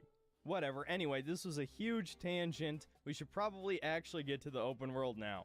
As I've already stated, it's basically the same as Breath of the Wild, and the reason I actually really enjoyed Breath of the Wild's open world and its exploration was the sense of discovery and the difficulty of just traversing the landscape. Now, it wasn't something overly complex, and it wasn't necessarily the focus of the game, which is what I hear Death Stranding is like, and no, I haven't played Death Stranding yet. I'll get around to it eventually, I guess.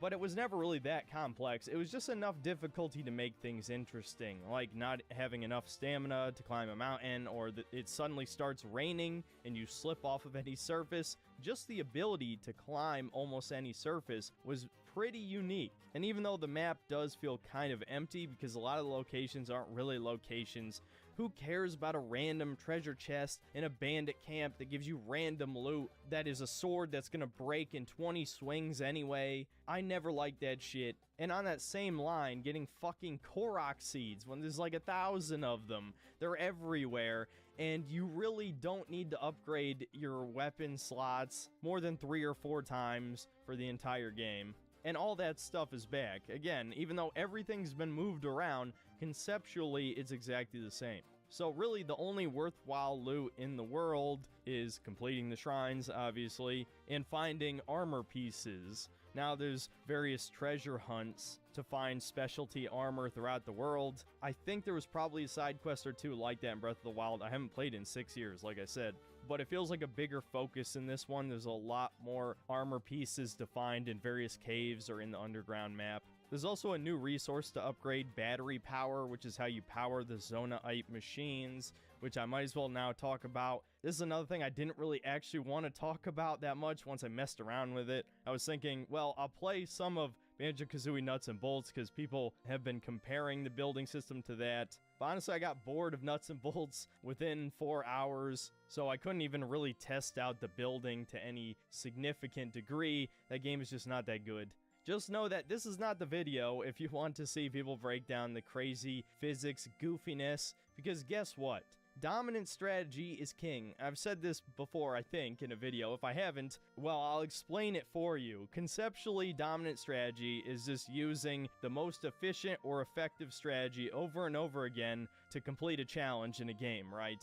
I think a good example of this would be any good starting weapon from an FPS or third-person shooter, like the Halo 1 Magnum, or from Dead Space, the Plasma Cutter. The Plasma Cutter is a great example because it isn't objectively the best gun in the game for every situation, but it is a jack of all trades, or maybe more accurately, a king of all trades. It doesn't do the most damage, it's not the most effective at crowd control, but it is really good in almost every situation, right? So players will often focus all of their upgrades into the Plasma Cutter, making it objectively the best weapon you could be using until you max out its upgrades and then start upgrading another weapon.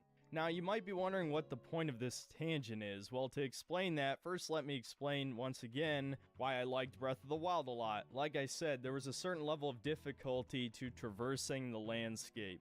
Well, unfortunately, because of the Zonai machinery, that has been completely taken out of the equation in one very simple way, and I have to credit someone in my live stream chat for telling me about this. But you can effectively nullify all of the challenge of verticality with a steering wheel and 2 fans. Yeah, that's all it takes to create a flying Segway, which, due to how simplistic the device is, it doesn't take very much Zonai energy to power, and it's light enough to be able to fly straight up just fast enough to get wherever you want, only using a few Zonai charges. Oh yeah, and it actually gets worse, believe it or not. I was doing it wrong the entire time. You don't want to make a hover Segway, you want to make a hover bike. Instead of on the sides, placing the 2 fans, one in the front and the back, angled 45 degrees forward, not only propels you up and forward, but using the steering wheel, you can somehow turn just fine. Which fixes the one major flaw of the Segway being lack of forward propulsion, so now you can effectively move in any direction. And if you attach a giant Bright Bloom seed to it, then you've got a light for the chasm. This destroys the majority of any difficulty exploring the map. The only restriction is based on the weather, and it's not exactly difficult to get heat or cold resistant armor, or to just craft food that gives you resistance to the elements. So within a few hours of the game, you can easily trivialize any difficulty from climbing. And again, I feel like people are gonna make excuses for this, saying, well, it's optional, you don't have to do it. But if it makes everything easier, why wouldn't you do it? And it's so easy and it's so cheap to make. Because here's the thing, you might be thinking, well, what if you don't have any steering wheels or any fans? Well, in the underground, you find one of your other abilities, which allows you to save any build you've ever made, and will make that build with either nearby materials or Zonaite. And given that the flying Segway only takes 3 parts, it only costs 9 Zonaite to make. That's not a lot if you explore the underground map to any degree. And here's the thing, you can spawn this in the dungeons too. A big part of getting to those dungeons is navigating through platforming challenges to ascend super high into the sky, right? And that's a really cool idea. The problem is, if you ever struggle at any moment, you could just make your flying Segway and boom, you've skipped half the fucking level. I'm sorry for all of you disappointed who wanted to see Synthetic Man do the puzzle right. But no, you're gonna see Synthetic Man do the puzzle wrong. Because I can. I don't have to. I have the ultimate vehicle. You don't need any other vehicles. This is dominant strategy. I'm literally going to talk about this in the video. This is a problem because it fundamentally removes one of the unique elements of Breath of the Wild, which was the actual exploration. How the landscape itself was part of the difficulty in exploring the world. And it didn't ever really feel annoying. In fact, I think it was a great thing because it helped the world feel unique. But Tears of the Kingdom doesn't have any new challenges. In fact, it has less challenges because of the Zonai machinery. And the weather works exactly the same. Get the fireproof armor for Death Mountain, get heat-resistant clothes for Gerudo Desert, and cold-resistant clothes for any of the various mountains around the map. So this is actually one of the few elements that this sequel does worse than the first game, and all because they wanted to add some stupid Banjo-Kazooie nuts and bolts style building crap. Now, as for the shrines themselves, I actually love the building mechanic for the shrines. It's like the complete opposite. One major problem I had with Breath of the Wild was not the fact that you had to do so many shrines, it was that a lot of the shrines were not really engaging. Partially because there was a lot of combat ones where you literally just had to fight one machine that was really strong, or maybe a few machines. Now the only combat ones in Tears of the Kingdom are the tutorial ones to teach you the mechanics, which I'm completely fine with, and ones where they strip away all of your gear and healing items and then give you set equipment, and you have to defeat the enemies using whatever tools they have in the arenas. And those are actually pretty good too. So the combat ones have definitely been fixed. But the vast majority of them are physics puzzles, and I feel like the physics puzzles combined with gluing objects together to making various machinery is actually really fun.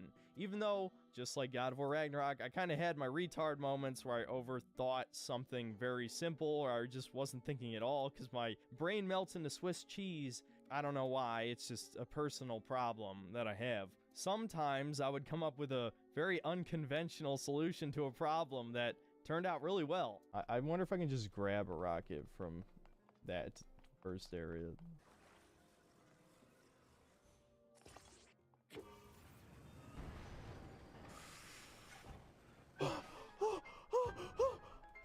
What the fuck? I just skipped the okay, well, I'll take it. That works for me. And the fact that you can create these out-of-the-box solutions for puzzles is really cool.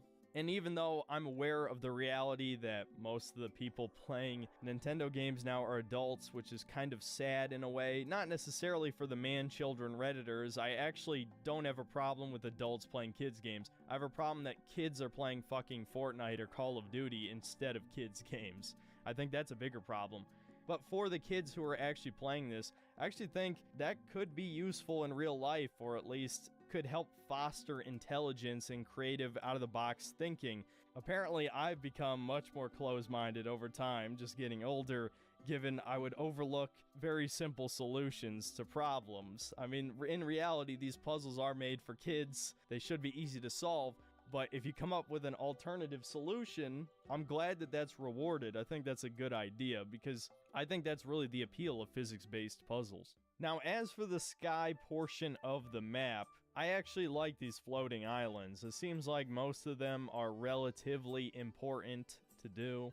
And using the new and improved Ubisoft towers that actually launch you like 1,000 feet into the air, you can just glide straight to them once you have enough stamina, or you can build a contraption to fly you between the platforms. As you could probably guess, you can find shrines up here and also treasure maps that lead to armor. And you can also find an item that upgrades each of your sage vows, making them do more damage in combat, which they definitely need because they're a little bit too weak against endgame enemies. So the sky map is a win in my book. Good addition, there's not too much of it. The islands that are there feel relatively important, so it was good enough for me. I wouldn't really change anything. Now, as for the underground map, as I've already said before, it fucking sucks. It's an empty wasteland. There's only a few reasons to even come down there outside of a couple mandatory story moments. The first of which to find Zonaite to fuel your machines and to increase your maximum battery capacity. Enemies drop them and you can also mine them from various sources. The second purpose being to find the different mines where the Yiga clan is stationed at. This is where I found the ability to save the various machines you made and recreate them. So that was incredibly useful for obvious reasons. And speaking of the Yiga, you also fight Master Koga in multiple different locations in special boss fights where he's using some kind of machine he's built. And those are some of the most fun boss battles in the game, so I do have to give Nintendo some credit on that one. And on top of all of this, there's also boss rematches from each of the dungeons, which upon defeat you get some treasure, obviously, and you can also fuse a piece of the boss to one of your weapons. And the third reason would be to find special loot, either by finding special treasure maps in the sky, or restoring these special statues that you can trade Poe souls in exchange for various rare items. You can get and I don't know, there's some other collectibles. I don't really remember everything off the top of my head, and I don't really care. So to sum up why this place sucks, it is way too large. It pretty much is just a reflection of the open world map if you took out 95% of the interesting locations and instead replaced it with a repeating rock texture and the glowing gloom, which reduces your maximum health temporarily until you get near some of these light plants that you have to light everywhere. And it all looks the same. There's no notable landmarks whatsoever. Even the few mines or these Yiga bases where you take them out and find schematics to build some Zonai devices, it doesn't matter. It all looks the same. It's all fucking terrible outside of the Fire Temple and the Spirit Temple and I guess under Hyrule Castle, if you want to count that.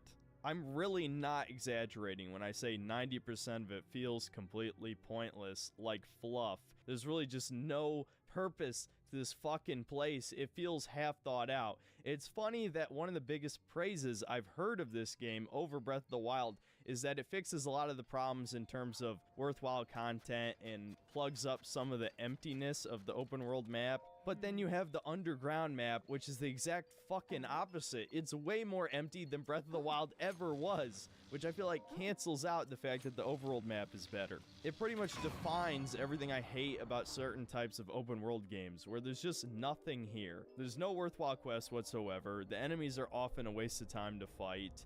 And actually, it's worse than a waste of time. It's annoying, too, because every time they hit you, they reduce your maximum health, just like the Gloom. It's just busy work in between notable locations. Now we get to the final part of the open world, the temples. Now, if you were one of the people who complained about the divine beasts in Breath of the Wild, unfortunately, you're probably not going to like these temples that much either. I definitely think they're better than the ones in Breath of the Wild. There's more variety between them in how you get to them and the style of puzzles in each one. But they're still really not that great. Definitely not all that memorable because the design of them is very similar to the shrines in that you can approach them in different ways and have unconventional solutions, including using the Segway to skip a lot of them.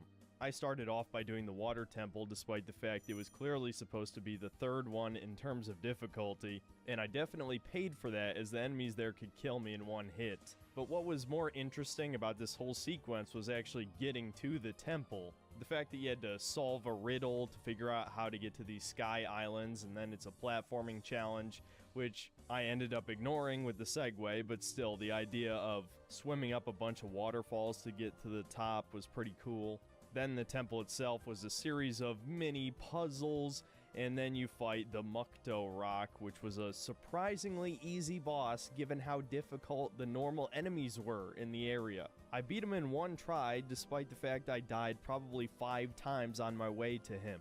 Then the next temple I did was the Wind Temple, which is the one the game intends for you to do first. In fact, it even tells you to go there first. And as expected, it was much easier and much shorter in general. Just getting there involved climbing up a mountain, finding the bird dude from the last game's son, and you and Bird Boy team up and go through another platforming challenge in the sky, this one being a lot more fun. And there's an airship stuck in a tornado, which once again you solve some simple puzzles and fight a cartoonishly easy boss. And they're gimmick bosses too, which I guess isn't too surprising. This is Zelda. They basically invented gimmick bosses. But for the Air Temple boss, you just glide below him, then shoot his belly in 3 different spots. As for the Water Temple one, you just have to use Sidon's water ability to hit him one time, and then you get to bash the shit out of him, and you just repeat that until he's dead. Fairly simple attacks, not hard to avoid by any stretch. Now, Death Mountain was actually a little bit different. There wasn't actually any platforming challenge unless you count climbing to the top of Death Mountain. Instead, you fought a mini-boss, 3-headed magma dragon thing, which was cool, but it was over in like a minute. And then the temple itself is inside of the abyss instead of the sky, and I guess as another mini platforming challenge, you have to make your way to the temple. And then the temple itself could also technically be considered a platforming challenge, I guess, if you decide to not even engage with the minecarts. Against my better judgment, I decided to use some restraint and didn't use my magical flying Segway, but I did just straight up climb up a few of the walls instead to get to the various gongs, and then the boss is a rock version of Goma, which is incredibly easy to kill. I was over-equipped a bit, to be fair.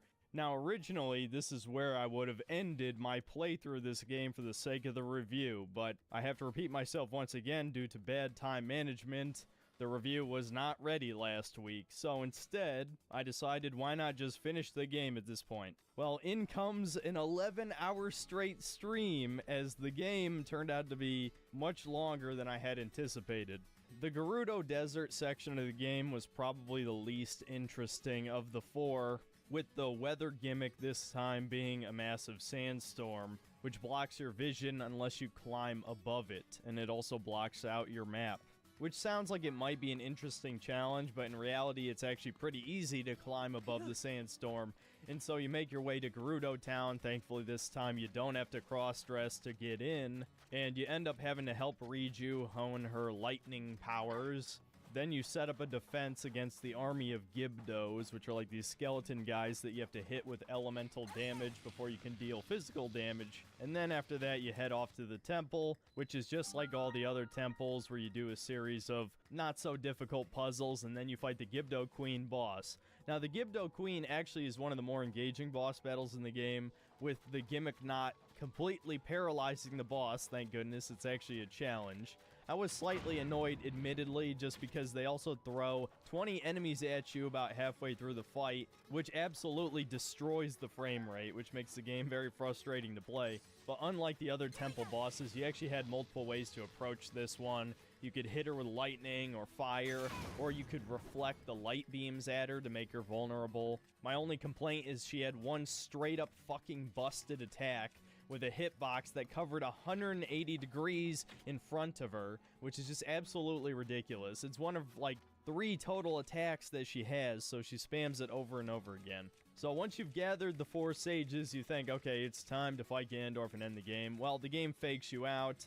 If you viewed all the memories at this point, you know that Ganondorf can make a fake Zelda, and that's exactly what happens. You end up having to fight a bunch of Phantom Ganons, which was a cool fight. But then you have to find the 5th sage, which turns out to be Raru's sister. So for the furries in the audience, they get their demonic goat waifu, and her spirit still exists thousands of years later, and you form a metallic body for her in the Spirit Temple, which was kind of cool. Basically, the Spirit Temple's gimmick was a series of mini shrines where you just have to deliver her body parts, and then you get a mech buddy, which was a cool idea, except that it kind of sucks. And then the boss is just a corrupted, slightly bigger machine body. And now you're finally ready for the final boss. And for those of you who saw the stream, you know exactly what happened next. I had been streaming for like 10 hours straight at this point.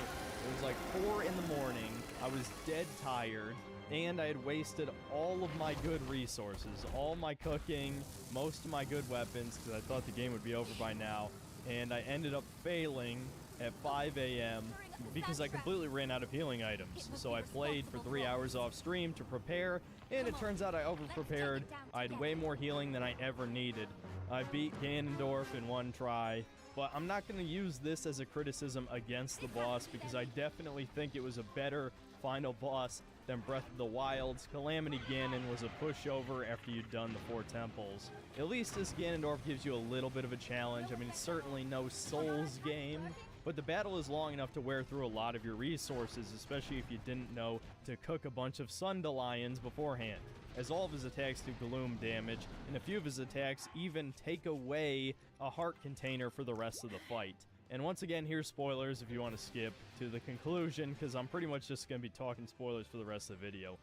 Ganondorf swallows his magical tear stone that gave him all of this immense power, and it turns him into a massive dragon just like Zelda. Yes, Zelda's a fucking dragon in this game.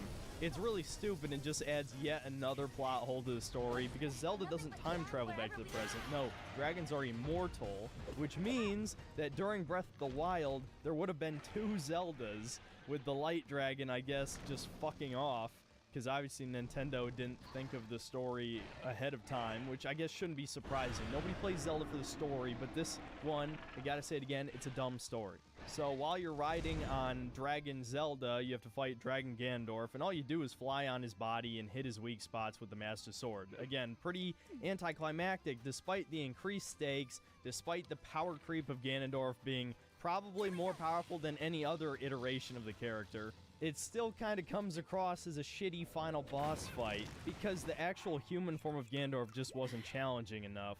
I will give Nintendo some credit that this whole final boss sequence felt very anti-speedrunner, because not only do you have to skip a huge amount of enemies on the way to the final boss, end-game enemies no less, that could kill you in one hit at the beginning of the game, but you also have to defeat an army of moblins, which you would be doing without the sages if you're doing it from the beginning of the game, and then you have to beat 3 forms of Ganondorf. So, seeing a speedrunner beat this game from the beginning, with no upgrades, no weapons, and without some kind of glitch that skips forms of the fight would actually be pretty impressive.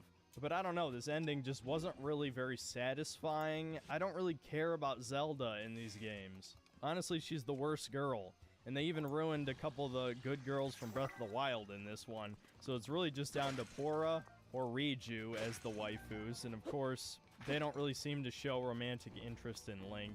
So yeah, I don't really know where I'm going with this. The point is, I wasted another 20 plus hours on this game, and my opinion is virtually unchanged since I started recording this review. Now, because I feel bad that I spent so much time shitting on this game, despite the fact I think it's pretty good, I'll at least name a few highlights from my playthrough to sort of even this out. Like I said before, the overworld map feels a lot more filled out than Breath of the Wild. There were a lot of little highlights of my exploration, like revisiting the Great Plateau and fixing one of the Bargainer statues. Even though it was a little annoying to build contraptions to bring the eyeballs back to it, that was still a cool quest. I hesitate to call this a highlight, but I find it very interesting that Zelda stole Link's house in Hateno Village. I don't know, it's just kind of funny, and it does serve a purpose. You discover how to get the Champion's Tunic in this one. Then there's getting into the Lost Woods from the underground. That was actually a pretty cool idea to subvert your expectations if you played Breath of the Wild, and it was just a good use of the underground map for once. And you also find out through that quest that the Master Sword is stuck in the Light Dragon's head, which, again, if you're paying attention to the memories, you know is Zelda. And instead of requiring heart containers to get the Master Sword, it now requires stamina, actually giving you a reason to upgrade stamina in this sequel. Another cool moment was killing your first Gleeok. These are the 3-headed demon dragons that are across the map, each a different element. Unlike the Lynels, where it seems like more of a test of memorizing the boss patterns, the Gleeoks are more like a test of how many arrows do you have and how much are you going to abuse slowing down time with said arrows. So not exactly the same type of satisfying challenge, but still, facing a dragon with a super strong elemental attack was cool and fun. Definitely one of the better new enemy types. Another exploration area I really enjoyed was the maze that was in Breath of the Wild, which had super high walls that you could actually climb to the top of. Well, in Tears of the Kingdom, using Ascend, you can just fly straight through the ceiling, which of course Nintendo thought of. So even if you manage to climb to the very top of the center of the maze, turns out there's a second maze, a sky maze, where you have to activate 4 terminals. And then once you activate those terminals, you free fall and go into an abyss part of the maze where you fight a mini-boss, and then you're rewarded with Ganondorf's armor from Ocarina of Time.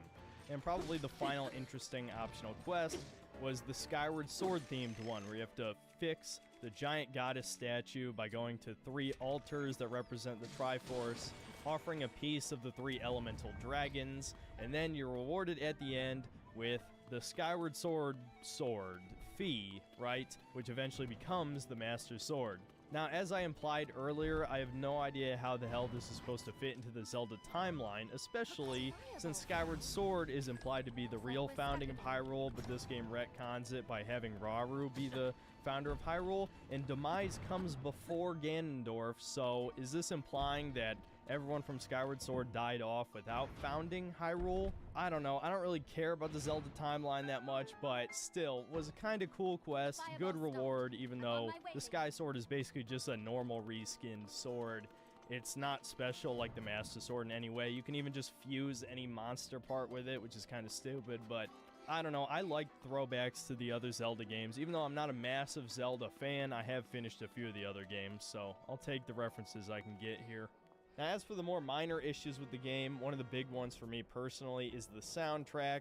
I thought the exact same thing of Breath of the Wilds, but it's still another minimalist, ambient soundtrack, with the only notable tracks being remixed ones from older games in the series. Another minor issue is the voice acting, which is just as bad as Breath of the Wilds. I think that's something we can all agree on. A common complaint I've heard about lack of meaningful side quests. I don't completely agree with that, but I think it's half true. Half the side quests are significant and worth your time, and the other half are not. I guess the biggest complaint I have with them is they're maybe a little too simplistic, as in you go here and find this thing. That's pretty much all of the side quests. And while realistically I wouldn't call this a minor flaw by any stretch, I gotta bring up the performance issues. As we all know by now, the Switch is an underpowered piece of crap. It's a handheld masquerading as a console. This game struggles to hit 30 frames at pretty much any time. If you're traveling the open world, it might as well be hovering around like the mid-20s or something. It's certainly not consistent on any level. Even combat against just one or two enemies will sometimes dip below 30. The only reason I qualify this as a minor issue is because if you decide to emulate the game legally or not, then you could probably actually get it to run at 60 frames with a powerful PC. And I think that pretty much covers it. So in conclusion, should you... Hey you, and welcome. My name is Mike, and in this old video, well, in today's story we got one of them webs of lies. Got a deadly obsession, and we have what are those, a love triangle, which pretty swiftly becomes like a love line, and then just like a dot. So, in the early 2000s, a couple of fine folk were at Purdue Pharma. Thanks for the opioid crisis, lads. And there were locked eyes, there were love hearts, there was romance, there were sticky fingers, but there was also one problem. There happened to be like kind of other people in the picture. But that's what erasers are there for. And by erasers, I mean blindfolds, games, and knives. This is the insane story of Sheila Davalou. So let's give it a go.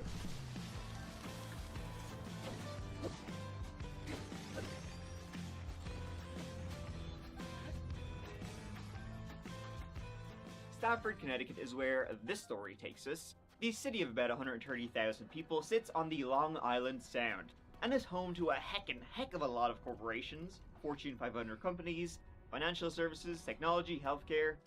They all gathered around Stamford and were warming their hands against the low business tax rate, and sure, why wouldn't you? It's also, close to New York City, it has a well-educated population, and most importantly, wealthy investors. And that is where Anna Lisa Raimondo, she lived.